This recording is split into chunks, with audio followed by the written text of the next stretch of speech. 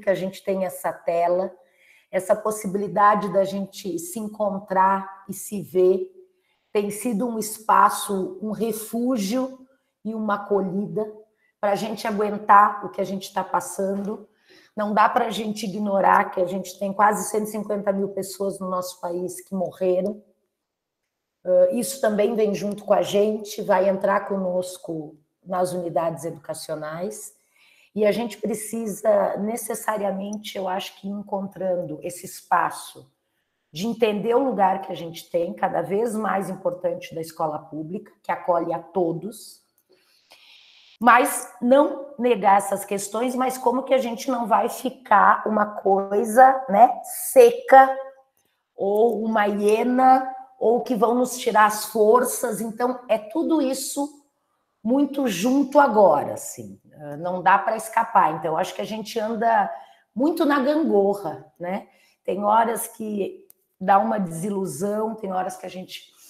E a gente poder se encontrar, e eu acho que tem sido um presente enorme a gente estar na rede municipal, e nesse ano a gente ter se aproximado muito das DREs, com quem a gente aprende muito, e eu acho que faz essa articulação nos territórios, com as unidades educacionais, com os coordenadores pedagógicos, com todo mundo, né? Com esse grande coletivo. Então, para nós, tem sido uma potência, a gente, cada encontro, mesmo que tenha a bendita tela, que a gente pode se ver, que a gente pode escutar o outro, que a gente vê que não está sozinho, que parece que a gente está sozinho, mas tem muita gente, e a gente tem muito, né, lugar de poder, de fala, de força nas escolas, e acho que não dá para não falar disso. Então, também estou muito acolhida, e o trabalho que a gente já fez, a primeira conversa com vocês, Dre,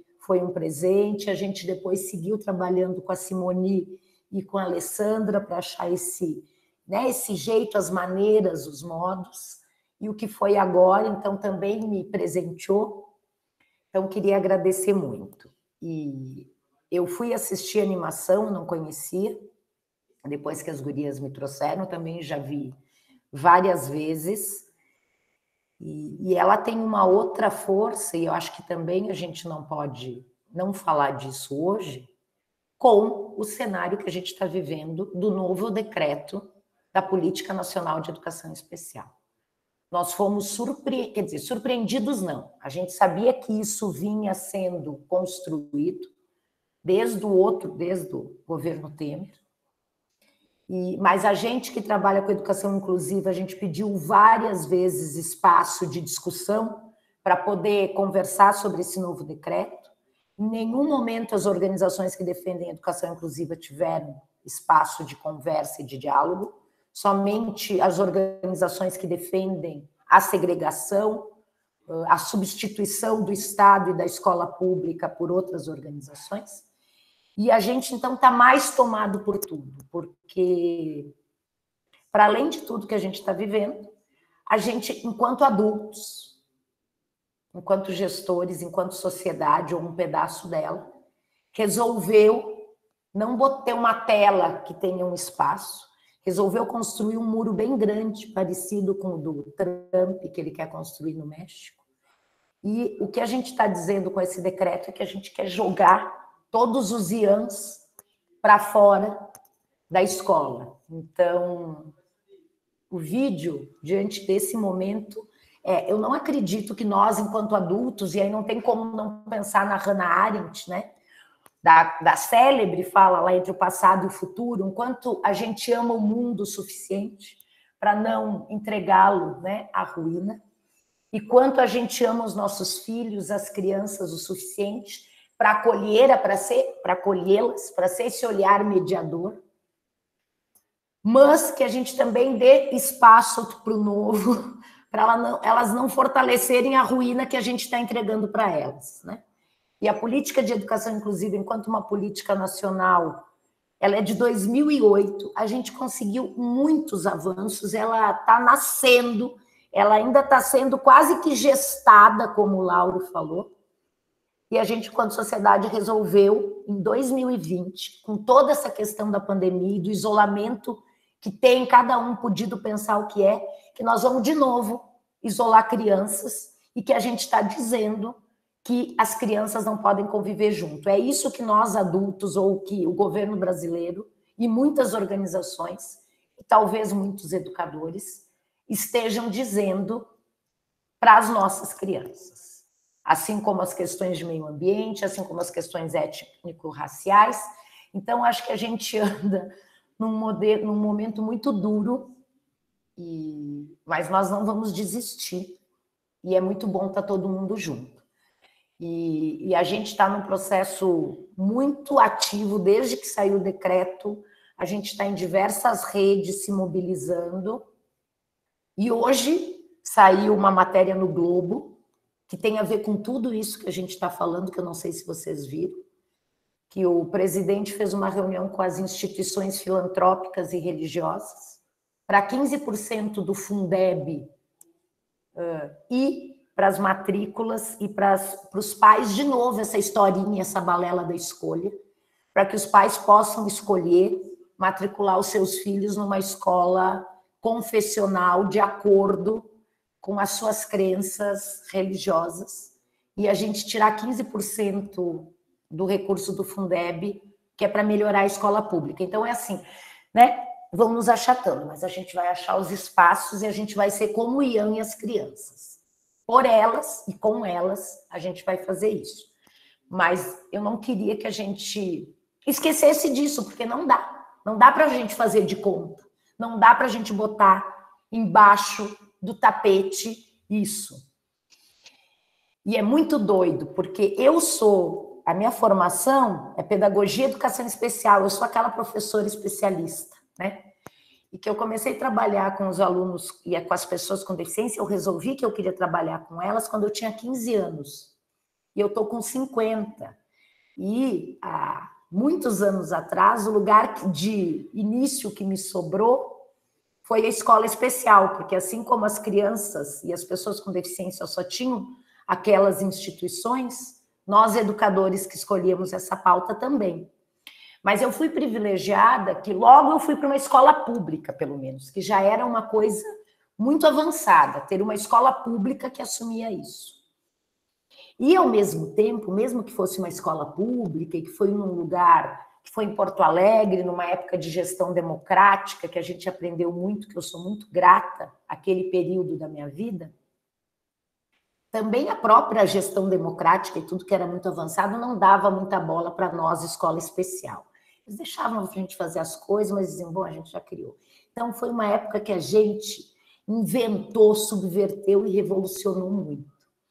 E essa tela do filme, eu trouxe outro filme, mas depois vamos ver se eu trago, a gente vai ver ou não, mas essa tela que tinha no filme, essa mesma estética dessa tela, era que separava a escola especial que eu trabalhava de uma escola pública regular. E nós éramos vistos, como não era um muro, pelo menos era uma tela, passavam coisas, né? Naquela época, no início, a gente era visto pelos alunos da escola regular e pelos educadores e pela comunidade como a escola dos louquinhos. Mas foi muito louco que os louquinhos, eles iam, volta e meia, eles pulavam a tela para ir para o outro lugar. E a gente tinha que buscar os alunos na escola regular.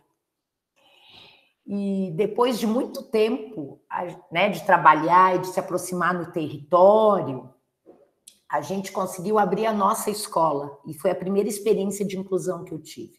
A escola especial se abriu para os alunos da escola regular. E a gente inventou um nome naquela época, que fazem mais de quase 30 anos, de uma experiência dessegregadora, nem existia muito inclusão. E aí a gente rompeu aquela tela, e é a mesma do filme. E agora o que a gente está querendo fazer é fechar de novo. Então, foi muito forte quando a Simone trouxe do aspecto, aquela tela fez assim, fazer os despedaçamentos e as construções, que nem do Ian, em 8 minutos, né? E acho que isso, a arte tem esse poder de estar nos ajudando. Então, feitas as aberturas, abriduras, introduções, que são as coisas que nos afetam e que não dá para a gente não compartilhar, né, as nossas afecções, e não é da afetividade, como a Lê está trazendo, mas é do afecto, o que me afeta e o que eu sou afetado, que também vai trazer o conceito da experiência, né, trabalhada pelo Benjamin, depois pelo La Roça, que eu acho que é disso que a gente fala, o que nos toca e não só o que passa. Vamos seguindo. Eu sei que a gente tem pouco tempo, mas já desde o início, eu acho que pela construção e constituição desse grupo, e pelas demandas de fala e de construção, mesmo que a gente não dê conta do que planejou, e a gente nunca dá conta, e a gente vai fazendo, né? A gente vai falar de planejamento, é impossível que falando de planejamento numa escola que quer acolher a todos, eu tenha um planejamento fechado. Então, eu planejei, eu pensei em coisas a partir da conversa, mas eu acho que diante de tanta afecção, a primeira questão é um convite para que a gente possa fazer novas sendas juntos, caminhos e atalhos, e que a palavra esteja aberta, quer seja pelo chat, quer seja pelo microfone, a gente, né, já entendendo que não dá para abrir todos, porque aí a gente não se escuta. Mas que a qualquer momento vocês possam buscar e ter a palavra, porque a ideia é que isso possa ser uma conversa, tá bom? E no pequeno tempo que a gente tem, a gente vai compartilhar as nossas falas, as nossas escutas, os nossos modos de ir vendo e sentindo juntas, combinado? Então, é um pouco isso que eu queria propor. As gurias... Carla, passou. Claro, sou eu, Oi, Andréia, tudo bom, querida?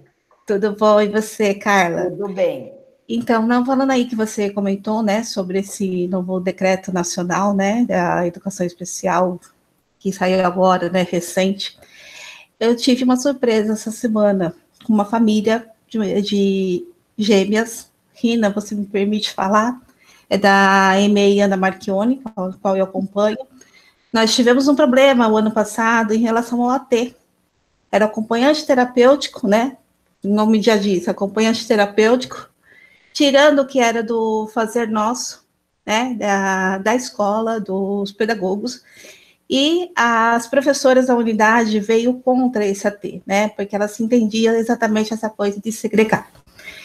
E, por surpresa, de trabalhar isso com as famílias, com as mães das gêmeas, elas nos surpreendeu, né, essa semana que eu conversei com elas, dizendo que a escola pública é uma escola de qualidade e que as filhas delas só avançaram, coisa que o Instituto não falava, que elas não iam avançar, que elas não percebiam que ia sair das fraldas, né, e que graças ao trabalho público de uma escola de qualidade, que esse decreto foi um retrocesso. Então, famílias reconhecendo isso é muito importante para nós, né? E é graças ao nosso trabalho, né? Um trabalho envolvido de todos, tá? E a Rina está querendo se aparecer, se você quiser complementar, porque foi uma coisa muito bacana a gente ouvir isso, né?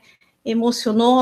Logo em seguida, tive uma formação com as professoras para falar do AE, na educação infantil, e veio bem do encontro, até a gente elogiou elas pelo excelente trabalho que vem sido desenvolvido na unidade. Então, isso é muito bacana para nós, né, a gente saber, e isso nos conforta também, de saber que tem família que está contra, né, e falar dessa coisa da segregação.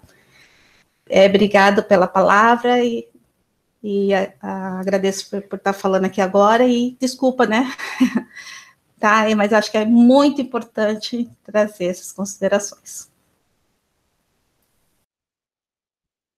Obrigada, Andréia.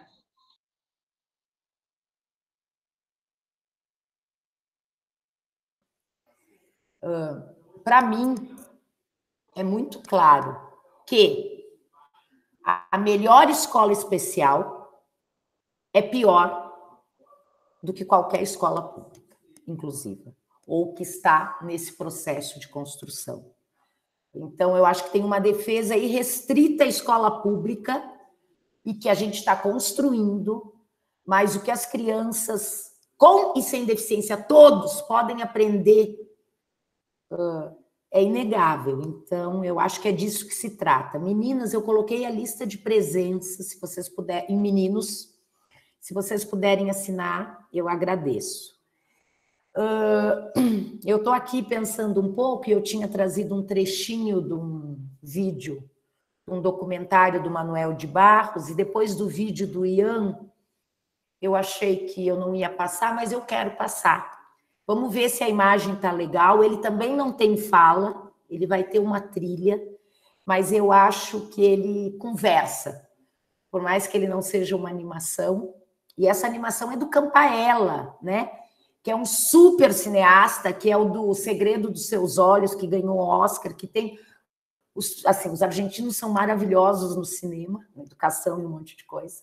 Então, também é muito legal ver um super cineasta trazendo essa pauta, dando visibilidade. E quem não conhece o Campanella, que vá também olhar as outras obras dele, que são muito boas nessa coisa da gente ir produzindo e ampliando o repertório. Mas, nossa, está muito difícil hoje, a gente está com muitas sendas, mas vamos lá. A vida se faz delas também.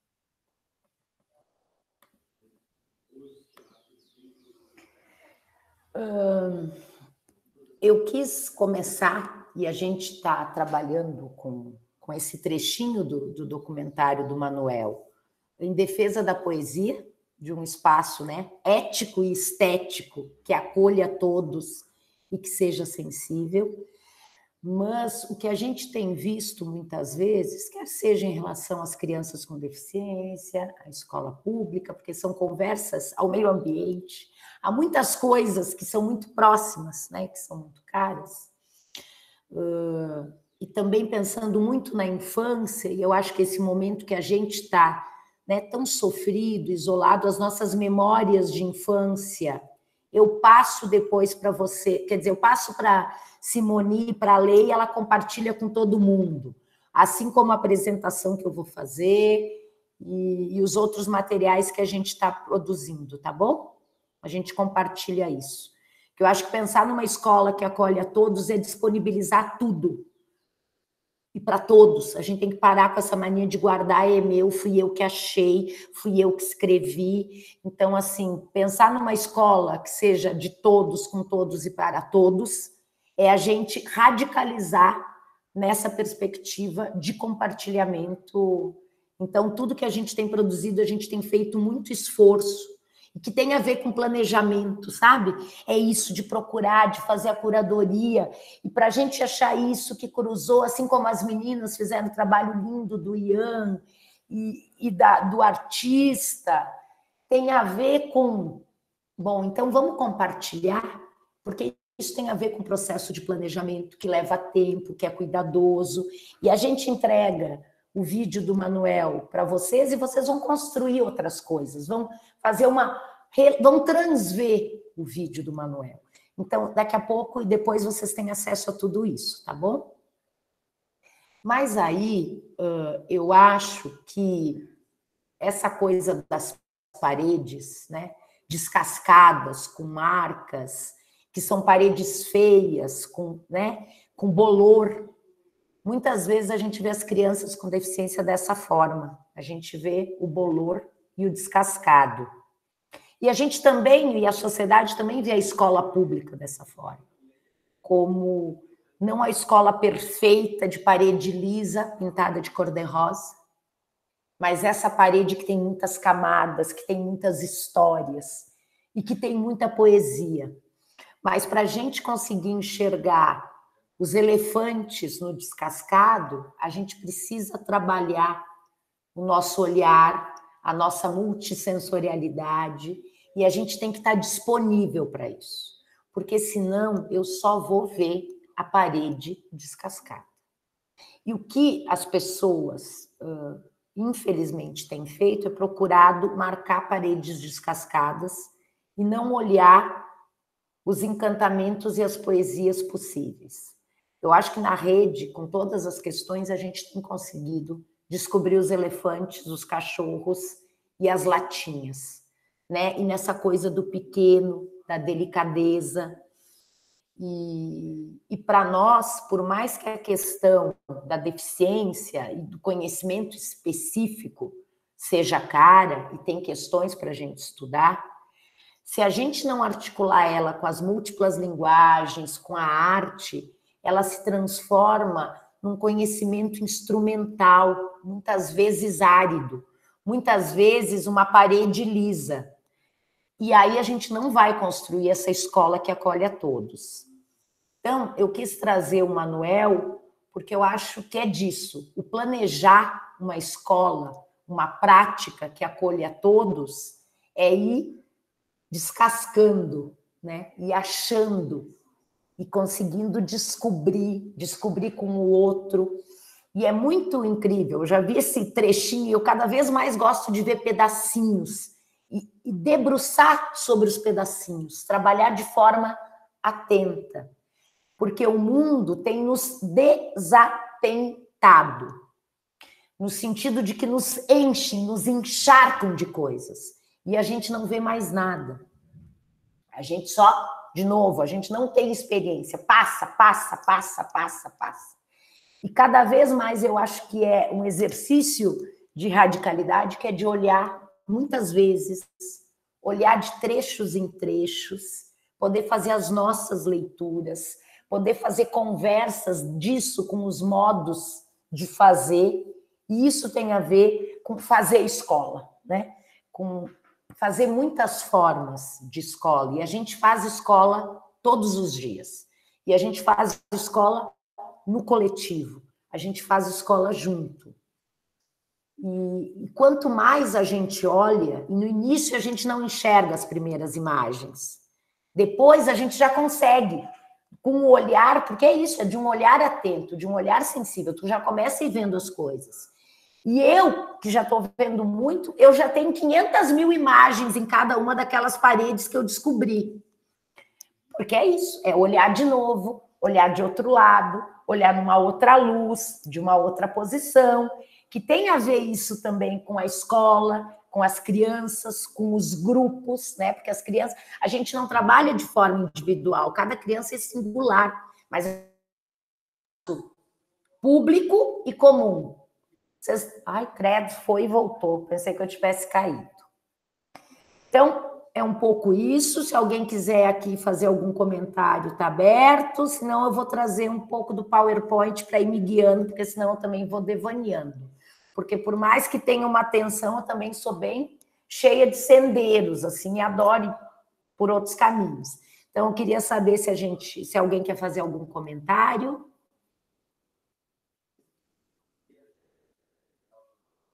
Ou se a gente pode seguir. Bom, vou seguindo, qualquer coisa, gritem aí, tá bom? Acho que eu posso falar alguma coisinha. Vamos lá, José Bernardo. JB, que eu já aprendi que é assim. Então, esses últimos dias a gente tem discutido nas nossas reuniões com o grupo de docentes em relação aos registros, né? Que a gente às vezes fica preocupado. O que a gente registra, né? Com essas atividades online, né? Porque é difícil o acesso com as famílias. Então, a gente estava falando sobre isso, né? Então, quando a gente fala na escola, quando a gente lê lá o currículo da cidade, que a gente entra em contato com o conceito do escutar, às vezes dá a impressão que só basta ouvir, né? E esse ouvir ainda é o início desse ouvir, porque a gente ainda tem dificuldades sobre o escutar a criança, escutar a família, escutar os companheiros. Mas a gente também estava falando desse observar, desse olhar, porque você escuta através do olhar também, né? Então é bem isso que estava mostrando nas imagens.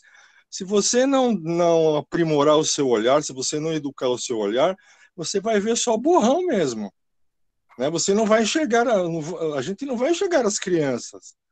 Então, assim, é esse exercício que ainda para nós, eu tenho a impressão que algumas pessoas já estão num outro patamar, já estão um pouco mais avançadas, mas a gente olha para dentro da escola, a gente vê o quanto a gente tem dificuldade no escutar e no observar, né? E quando a gente fala do registro, ainda a gente encontra uma fala de que o registro é um serviço burocrático, né? E ninguém vai ler, não vai ter fruto lá para frente. A gente fala assim, o problema, se não vai ter fruto, é de quem pegar esse registro e não ler, não se inteirar sobre isso. Mas a nossa obrigação, até uma professora fala, esses registros nos servem para a gente transformar a nossa própria prática, a gente pensar em relação à nossa própria prática, né? Então, esse exercício do escutar e do observar, ainda a gente precisa aprimorar bastante na escola, né? É isso. Obrigada, JB. Acho que é muito sensível a tua fala.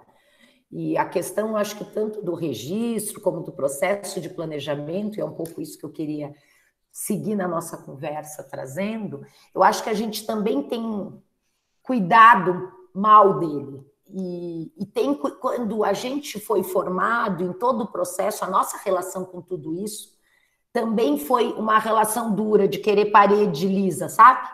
Então, a gente está muito debruçado sobre isso. E depois eu também vou passar um link para vocês de um texto que a gente escreveu o ano passado, a partir e muito afetados pelo projeto Brincar, que a gente tentou mudar a palavra gestão por gestação, como o Lauro trouxe, e fazendo uma conversa com o próprio Manuel de Barros. Então, em vez da gente usar a palavra gestão, se a gente usasse o que é gestar uma escola, qual é o tempo da gestação de uma escola, da vida, que depois eu também vou compartilhar com vocês, que eu acho que conversa com isso daqui que está se fazendo, né? Que a gente está desenhando aqui juntos nas paredes. Então, depois eu vou já anotar aqui para lembrar de compartilhar esse artigo, esse texto, quase um ensaio.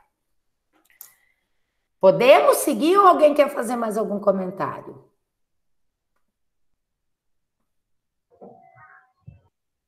Então eu vou mudar, quando a gente fizer os comunicados para as famílias, eu já vou mudar de equipe de gestão para equipe de gestação.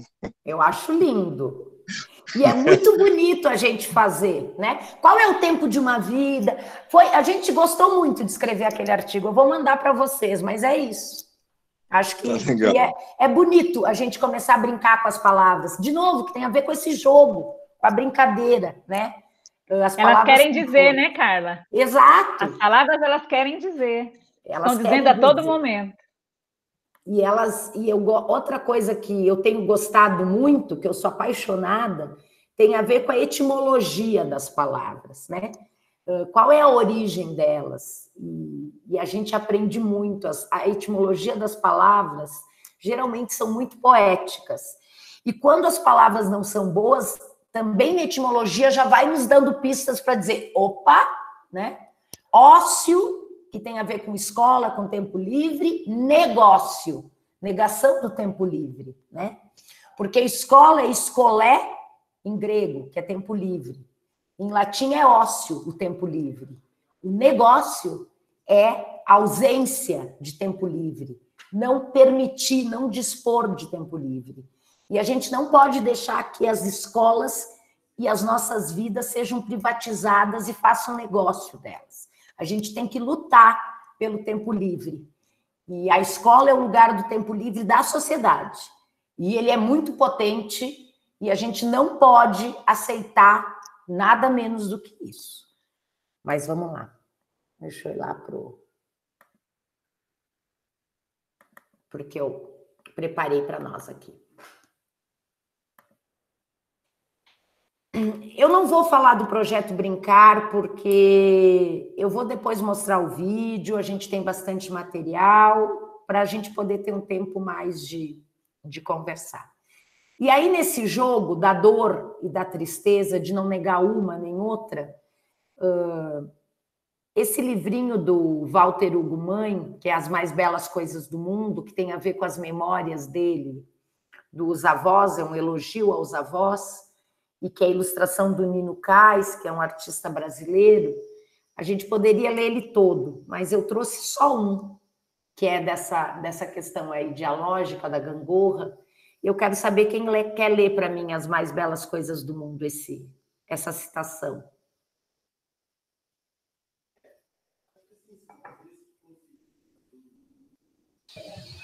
Eu leio.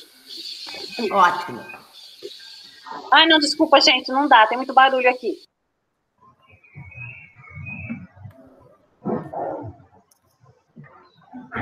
Eu posso ler? Ótimo. É a Cláudia. Eu queria ser sagaz, ter perspicácia, estar sempre inspirado. O meu avô pedia que não me desiludisse. Quem se desilude morre por dentro. Dizia, é urgente viver encantado.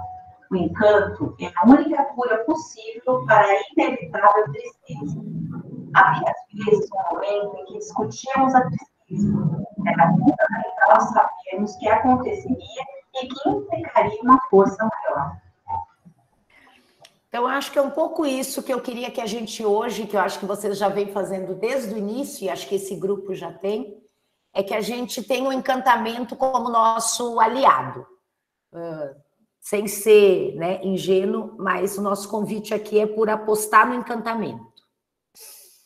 E aí eu vou tentar passar bem rápido.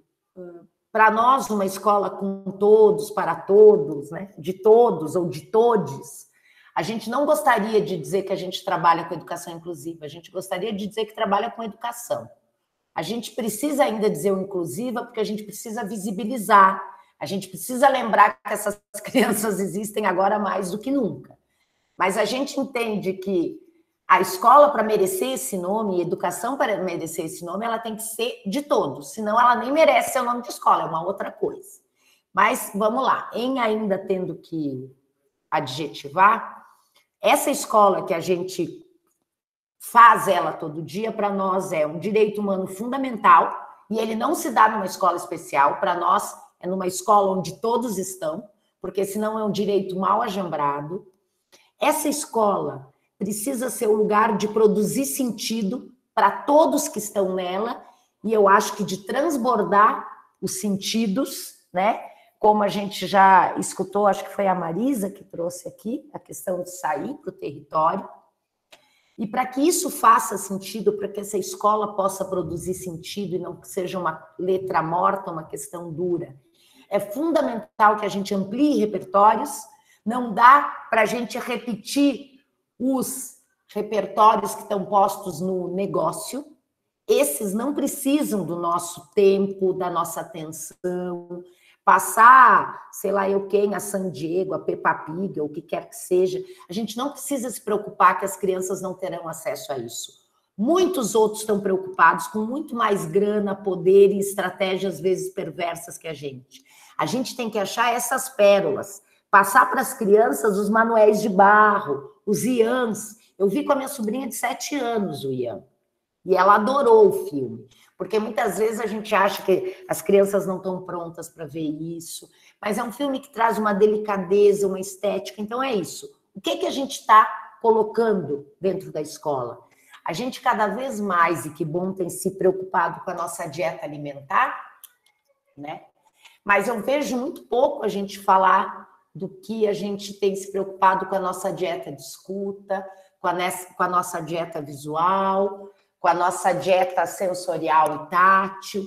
A gente fala muito pouco dela. E a gente aceita comer, escutar muita coisa lixo, ver muita coisa lixo. E acho que a escola, aí, nesse sentido, precisa fazer um embate e mostrar outras coisas. E uma das questões que acho que a gente precisa estar muito responsável para construir esse mundo, essa escola que a gente quer, é, às vezes, alguns lixos a gente proibir. Porque a gente quer, né, a gente quer estourar alguns muros, mas tem outros que eu acho que a gente precisa usar a escola como um refúgio. Também, algumas vezes, a gente tem que botar uns muros para proteger as crianças, né, de alguns ogros que estão por aí. Então, acho que esse jogo também é interessante da gente pensar quando que a gente quebra muro, quando a gente corta a tela, e as outras coisas quando a gente precisa pensar a escola como um refúgio, como um local que protege. E aí, para nós, nesse sentido, a escola precisa oferecer e disponibilizar o mundo, os mundos para as crianças. Mas para a gente oferecer mundos e disponibilizar mundos, produzir sentidos, necessariamente a gente tem que trabalhar o tempo inteiro nessa perspectiva, e que na nossa formação não foi trabalhada, que é, existem diferentes formas de aprender, de ensinar, de se relacionar, de pensar, de ler, de sentir, de escrever, de ver, de ouvir, de se locomover e tocar o mundo. Então, uma escola, quanto mais heterogênea for, mais ela vai ter diferentes formas e não vai ter um único modo e um único jeito. E para nós, a nossa briga, né, maior é essa: pensar a escola como um bem público, comum, que seja de todos e que seja disponível para todos.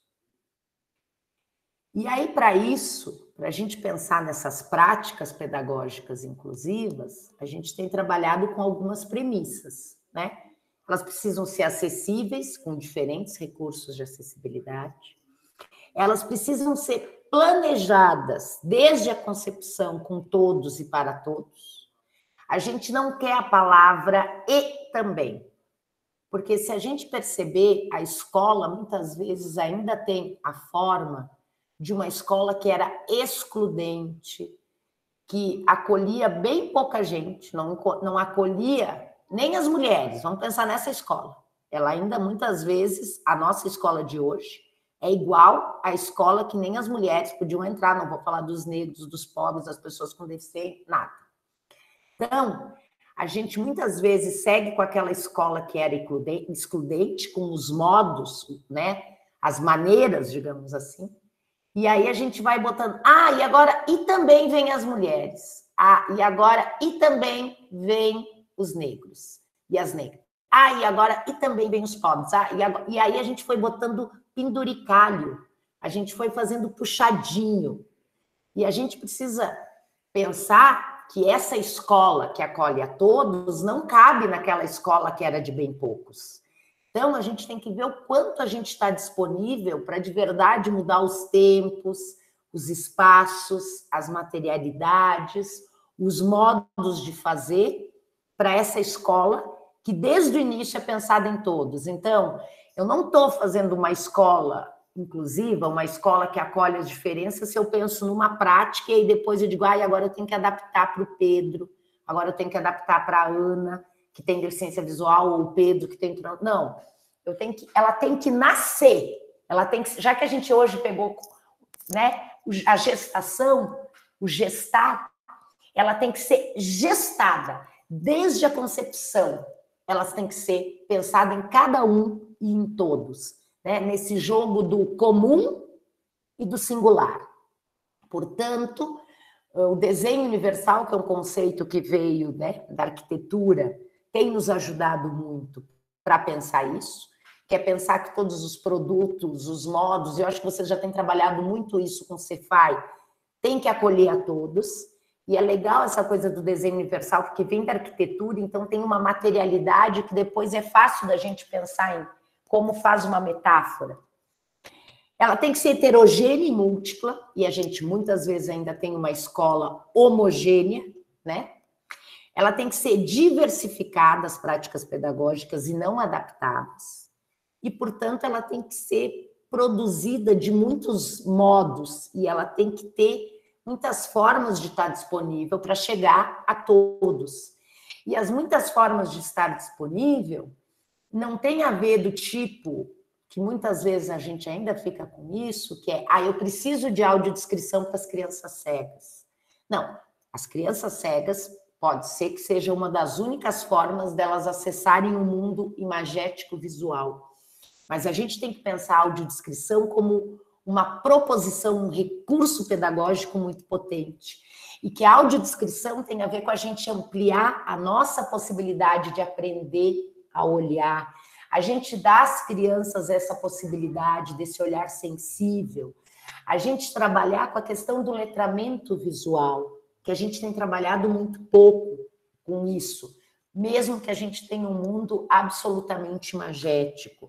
E não dizer, eu vou fazer audiodescrição para as crianças, mas o que a audiodescrição ou a descrição da imagem é potente para todas as crianças, para todos os adultos, para todos que convivem nesse espaço-tempo que se chama escola.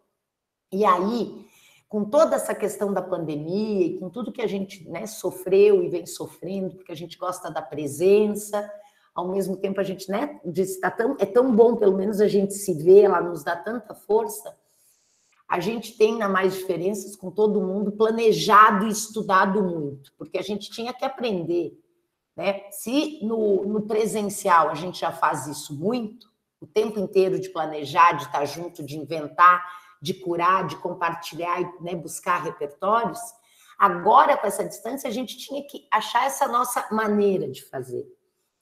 E aí a gente foi percebendo que a gente estava fazendo uma defesa muito grande das práticas pedagógicas inclusivas e compartilhando, né, essa nossa forma de fazer que a gente gosta, que a gente tem amor por ela, mas a gente percebeu que a gente faz uma coisa muito, que é o planejar, porque é impossível a gente produzir uma prática pedagógica sem planejamento, né? Uma prática pedagógica já é, na minha concepção, difícil da gente pensar em prática sem planejamento.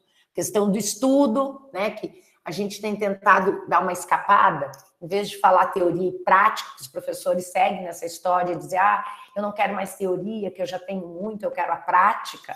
Como ser todas as práticas não tivessem por trás uma concepção, que muitas vezes a gente não percebe quais são as concepções teóricas que estão por trás dos nossos fazeres. Então, a gente tem uma defesa da teoria, que a gente agora está tentando trabalhar essa coisa do estudo, né? Do ofício do educador, do gesto de educar, que a gente também, o livro é nosso companheiro, porque tem a ver com o estudo, esse gesto de ler, de descobrir, de garimpar, de procurar. Quais são os gestos, né, da escola? E o planejamento tem muito a ver com esse gesto, para que essa escola acolha todos. E aí, nesses nossos devaneios, a gente está trabalhando o planejamento, porque para ter a prática, então, eu vou ter planejamento, e por consequência eu vou ter o registro, e está todo mundo muito imbricado, mas a gente está fazendo com a gente está gostando muito disso, de pensar o planejamento das práticas pedagógicas inclusivas como um exercício de imaginação, de poesia e de invenção. Que já é um pouco que apareceu isso. Muitas vezes a nossa relação com o registro e com o planejar tem a ver com uma questão burocrática. E que sim, muitas vezes nos colocaram isso desse jeito. Mas, de novo, nessa perspectiva de subverter, eu acho que se a gente tratar o planejamento e o registro como um exercício de poesia, de invenção e de imaginação, eu acho que ele toma um outro sentido, nessa perspectiva de produzir sentidos. É muito difícil produzir sentido numa escola entendendo o planejamento e o registro como algo burocrático, nessa escola. Agora, se eu penso isso na produção de sentidos como um exercício, né, de poesia, e aí, de novo, a gente foi lá buscar a etimologia da palavra poesia, que vem do grego poiesis, e que quer dizer criar, inventar, fabricar e fazer. Então, é um pouco isso que a gente tem feito, e acho que é um pouco isso nessa perspectiva que eu falei do início, da gente poder compartilhar e ver um pouco com vocês como que vocês têm visto, né? E se faz sentido para vocês isso que a gente está falando, ou se é uma piração. E isso veio também de muitas leituras, de muitos filmes, de muitas obras, mas muito acompanhado do Rodari, né? Da gramática da fantasia. E aí eu estava lendo e relendo, e essa coisa de ler de novo, né? Porque eu acho que o livro também tem isso, ver de novo o filme, ler de novo o livro, dessa coisa das marcas, dos gestos. E aí eu estava lendo o Rodari, e nessa pilha aqui do planejamento, junto com o povo da MD, e aí eu fui achar coisas bem interessantes para chegar nessa frasezinha aqui, lá no Santo Agostinho.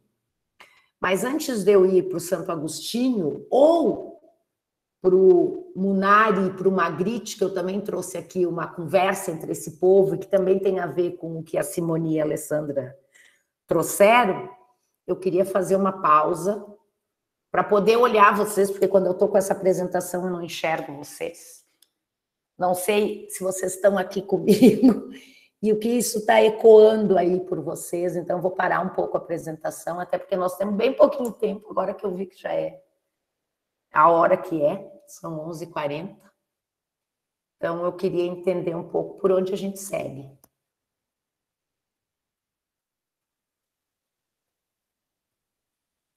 Se vocês querem ver lá a pilha do Santo Agostinho, ou querem ver o Magritte, ou nós vamos conversar e esquecemos de tudo isso, e a gente acha um outro dia para seguir conversas. Posso falar, Carla? Claro, Lauro. Isso. Então, eu queria falar, mas tentar falar brevemente, né? Eu tenho, assim, na verdade, isso tudo tá mexendo muito comigo, porque do ponto de vista, assim, Manuel de Barros, escrever poesia, pensar, imaginar, é minha praia, assim, digo. Eu tenho usado muito o espaço da poesia e da imaginação como um espaço de respirar, para além do fazer, né? Então, Por isso, trouxe isso muito interessante. E muito legal você trazer isso no planejamento, porque eu estou entendendo melhor algumas coisas que eu tenho até conversado com as professoras, porque tem algumas que estão me cobrando muito fortemente um planejamento pós-pandemia. E eu estou num processo com elas de discussão, e aí eu estou muito discutindo o Malaguzzi, discutindo a questão da escuta, discutindo a questão da brincadeira, mas e agora eu entendo melhor, eu estou discutindo, quer dizer, estou colocando tudo isso como um substrato para um planejamento, que não depende fundamentalmente de mim, a ideia, o planejamento, mas depende da nossa relação, da imaginação que a gente vai construindo, da poesia que cada um é capaz de construir ao pensar em planejar. Tá? Então, eu acho que essa ficou, para mim, uma ideia assim, o que estamos fazendo, eu estou entendendo melhor, até mesmo entendendo melhor o que estou fazendo, assim, e para usar a palavra gestação, né? O que eu estou fazendo é gestando suportes para um planejamento mais solto, mais nutrindo, livre, Lauro, nutrindo essa gestação. Tá? É isso. Lindo, Lauro, lindo. Acho que é um pouco isso. E é tão melhor a gente olhar o planejamento, para mim é isso, como esse exercício de poesia, de fantasia, de brincar, do que a gente seguir com aquele outra lógica que nos botam e que a gente às vezes segue, né, repetindo.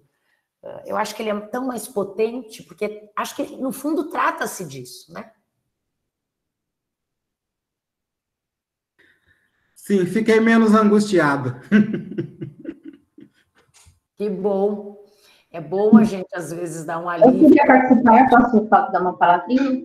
Claro, Sirlene. Do Sem Paineiras. Então, eu acho bem interessante o que você trouxe, porque, assim, mesmo que não seja novo, mas ele traz um encantamento para nós, enquanto profissionais. Eu trabalho com essas professoras desde o ano passado, nessa unidade. E a maior dificuldade é esse quebra de paradigmas, né? Porque você tem que mostrar para todos, não que é um conhecimento seu, não é meu, que eu não me apropriei, mas eu posso estar usando, né?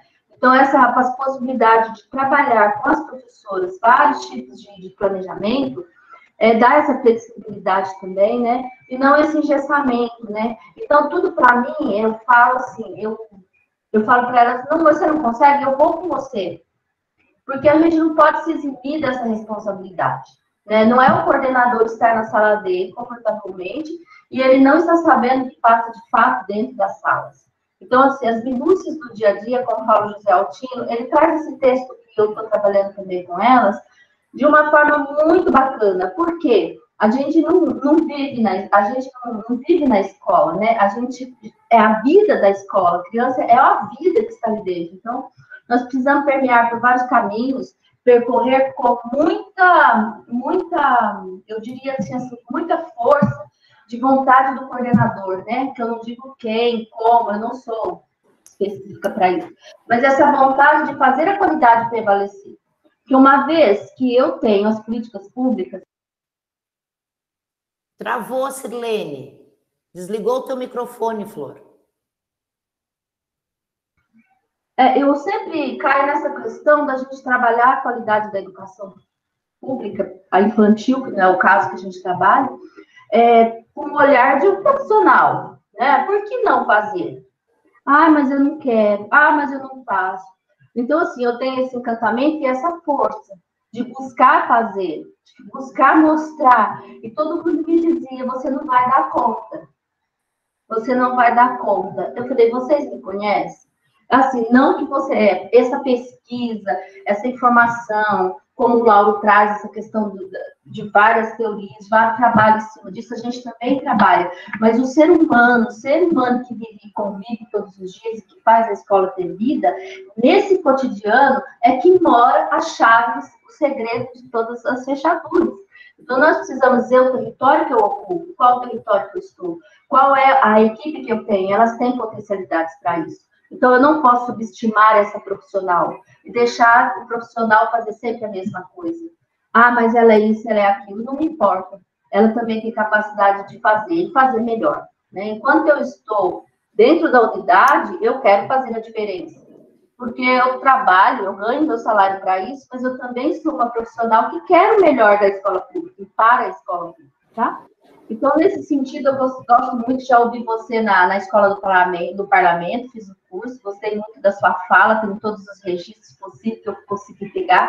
E, assim, me encanta muito essa forma de trazer a educação como possibilidades, né? Onde a gente viaja pelos terreiros, viaja pelas religiões, viaja por tudo que a gente pode ser no mundo, né?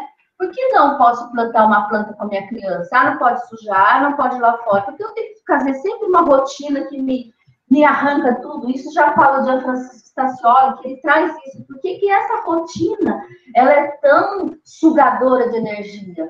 É uma escola sem sentido, né? Faz a escola ser sem sentido.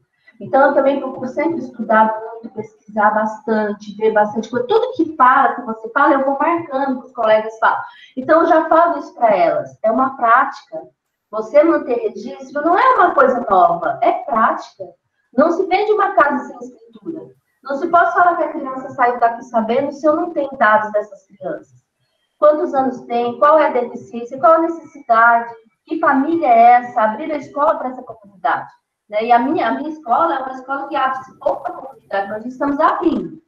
E eu quero permanecer assim para poder acreditar, tá, Carla? Muito obrigada pela formação que você traz para a gente, e muito obrigada aos colegas também, que também estão sempre contribuindo, né? E eu coloco aqui como uma pessoa no lugar de todos, na cadeira do coordenador, né? Estou gestando uma qualidade para a escola pública. Eu tenho que fazer a diferença. Eu tenho que fazer. Que bom, Sirlene. Tentamos sim, e conseguimos muita coisa. A gente tem que estar atento também ao que a gente consegue, né? Tem muita coisa que a gente vai fazendo que também vai passando. E aí, outra coisa que eu acho legal que apareceu aqui desse lugar do profissional, mas que muitas vezes, de novo, vem o texto do mercado, né? E que diz que nós não somos profissionais, que as escolas públicas, que o espaço público não é profissional, e acho que a gente é muito, mas muitas vezes vem uma crítica ao amador. E eu só queria colocar uma pimenta aqui, lembrando para vocês que amador, né, em francês, é amateur, e amateur é aquele que ama.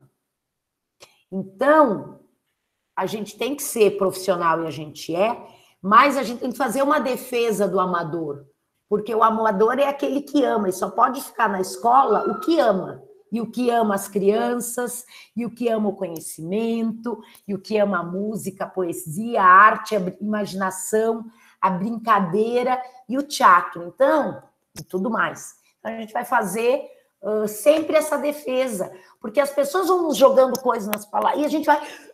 E aí a gente diz, opa, só um pouquinho, nós somos profissionais, mas não esses daí só da planilha burocrática, eficácia, dessas palavras que não são o vocabulário da escola. A gente tem palavras muito bonitas na escola, que tem umas que também não precisam entrar e que não precisam nos botar as carapuças. Então, eu acho que é sobre tudo isso que a gente está falando, né? E sentindo e vivendo.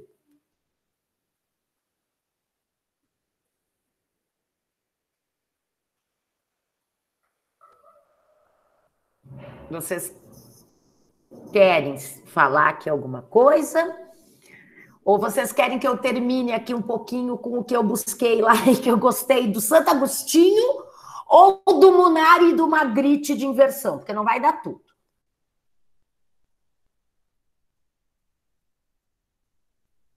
Os três não dá. Simoni e Ale, que estão junto comigo, que me ajudaram a planejar. Santo Agostinho, Munari, Magritte. Eu tô com a Rosângela. Os três. O tempo. brincadeira. A gente pode pensar... Faça a escolha para nós. Pode fazer a escolha para nós. Isso, Carla. Carla, eu acho isso. A gente está em mãos tão potentes, em mãos tão acolhedoras que estamos na sua agora, nas suas mãos. Faça a escolha para a gente. Tá bom, vamos lá. Certamente será muito boa. O povo está pedindo. Em homenagem às meninas que já viram o Santo Agostinho, eu vou para o Munari e para o Magritte, para conversar com a surpresa que elas também me ofertaram. E, de repente, tem muito Santo Agostinho. É verdade. Tá bom, vamos para o Santo Agostinho. O povo quer o bispo de Roma. Voltemos ao Santo Agostinho. Voltemos. Que eu nunca imaginei que em 2020, gente, é muito doido, eu fosse estar falando de Santo Agostinho e fazendo defesa do Santo Agostinho.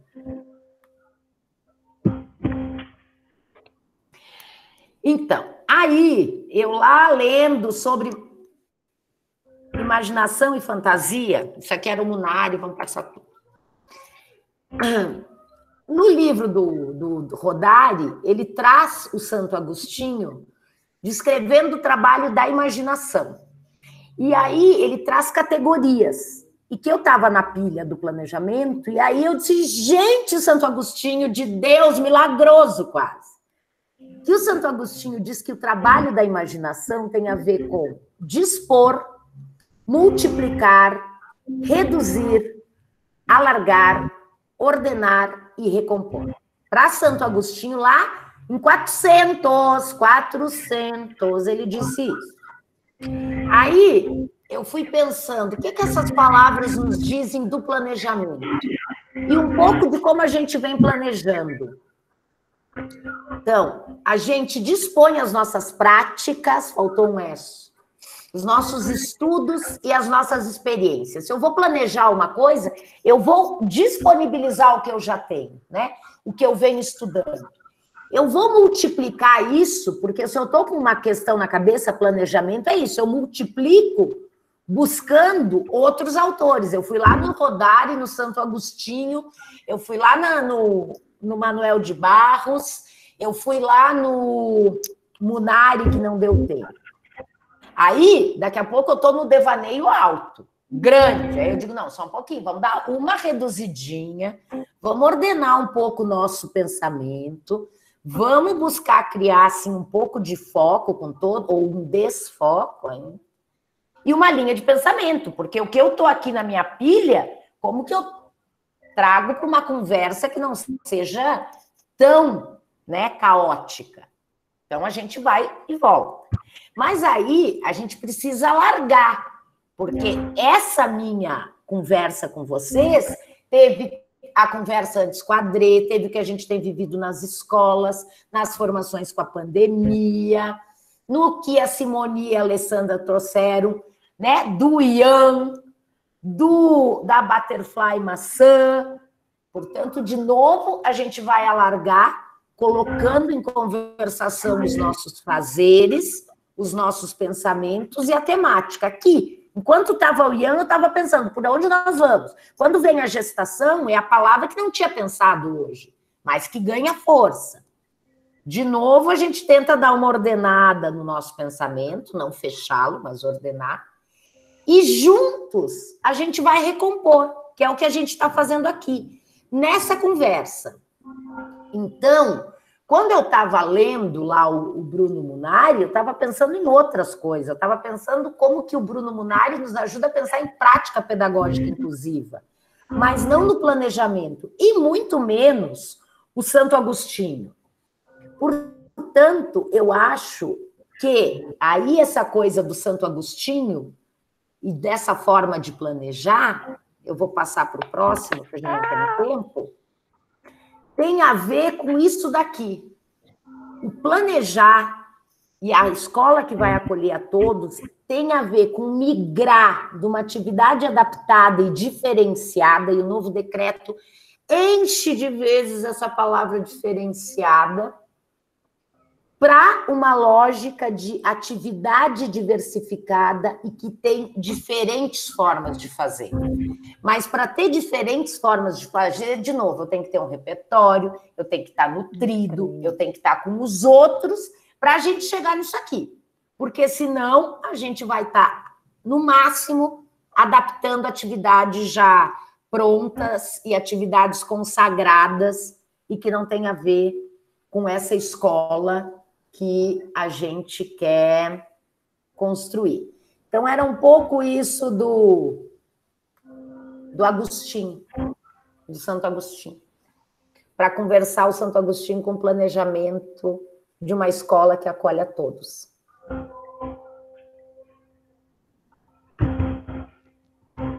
Obrigada, Carla. Obrigada eu.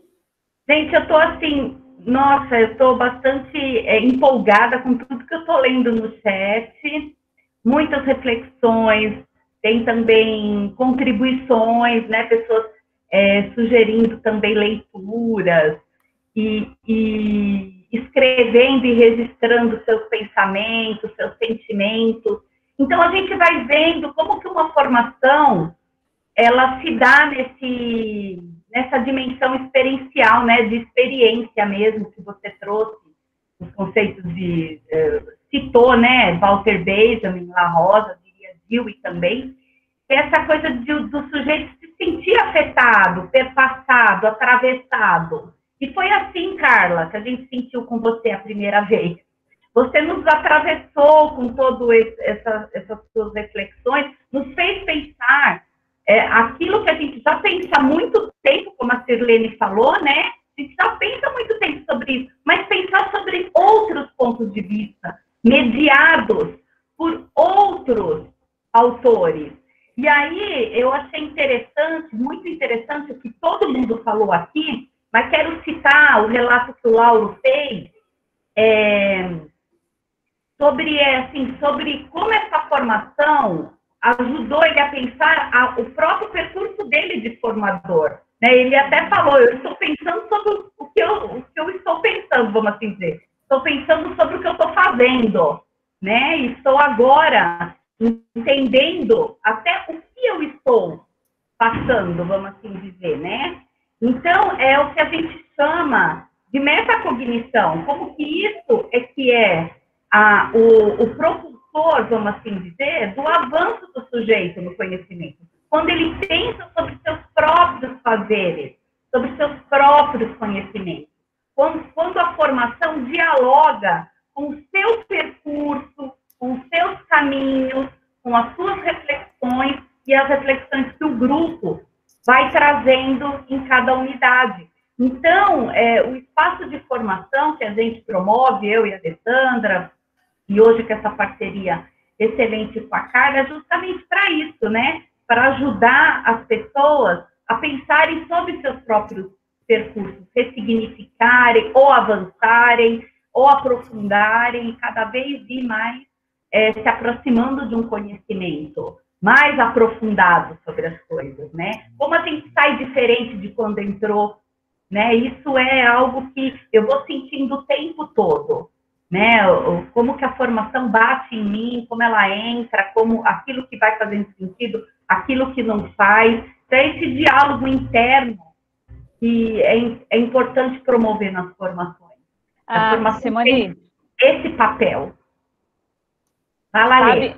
Não, sabe que uma coisa que me impactou muito no primeiro momento que a gente teve com a Carla lá, junto com o Cefai, naquela discussão muito maravilhosa, de muitas reflexões potentes, foi o fato da gente sempre dizer que esse planejamento tinha que ser inclusivo, mas na hora de colocar ele em prática, a gente colocava ele para as crianças e depois e também, que é o e também que a Carla trouxe, né? E também para as crianças com deficiência. E o quanto isso precisa ser repensado, e parece ser tão óbvio, mas não é. A gente precisa trazer isso para o objetivo, né? Sair desse campo do subjetivo e trazer para o objetivo, mas isso só é possível, e aí que eu acho o mais interessante, dentro de uma nutrição que é subjetiva. dentro da busca, da disponibilidade de buscar essa criatividade para propor para todas as crianças. E quando você propõe para as crianças com deficiência, você propõe para todos. E essa sacada, para mim, essa discussão nossa daquele dia foi... A gente precisava dividir. Eu e a Simone ficamos, assim, muito tempo debruçadas sobre isso. E o quanto a gente fala dessa questão da inclusão e o quanto ela é para todos. E isso é um compromisso ético do público. Inegável. Inegável. E a gente precisava trazer isso e trouxe. Viu, Carla? Você falou assim, não sei se a gente vai dar... Nossa, que potência! Deu! A gente conseguiu entender que o CP precisa nutrir o seu grupo, precisa se nutrir seu grupo. Né? O Lauro trouxe isso na experiência dele, de profissional, lindamente, como diz a minha parceira, né? de quanto é preciso nutrir esse professor, para que ele possa buscar. Esse é o nosso papel também. E o próprio professor também buscar isso, né, como forma da sua autoformação. Isso é um compromisso ético. Um compromisso ético com o estético, com o inclusivo, com o poético, com a subjetividade sendo transformada em trabalho, em profissionalismo, enfim. Era isso que eu não podia deixar de dizer. E agradecer, Carla, a tua participação potentíssima, e que tanto colaborou com os nossos pensares, com os nossos fazeres, enfim. Obrigada. Eu quero dizer uma coisa. Queria fazer uma observação também. Posso? Pode. JB, quer falar primeiro? Porque a minha observação é mais curta, viu, Lauro? Não sabe. Então, é verdade mesmo. É verdade o que o Lauro falou e que vocês falaram aí, né? Às vezes, eu tenho sido até repetitivo quando eu participo de formação, que tem que fazer avaliação. Uma das coisas que eu sempre escrevo é o seguinte: eu chego com muitas certezas, mas saio com um monte de dúvidas para pensar, para refletir. Então, eu acho que formação, para mim, é isso, né? A gente sempre chega com as coisas que você faz na escola, com as discussões que você faz, e você, às vezes, tem algumas certezas junto com o grupo, né? Mas quando você participa de formações como essa, que hoje foi maravilhosa também, a gente sai com um monte de dúvidas, a gente sai com um monte de ideias, né? A gente vai tentar se reavaliar, como disse uma professora um dia desse, a gente vai se revisitar novamente, porque é um processo contínuo, né? É isso. Certo. Na verdade, eu queria só trazer até a minha reflexão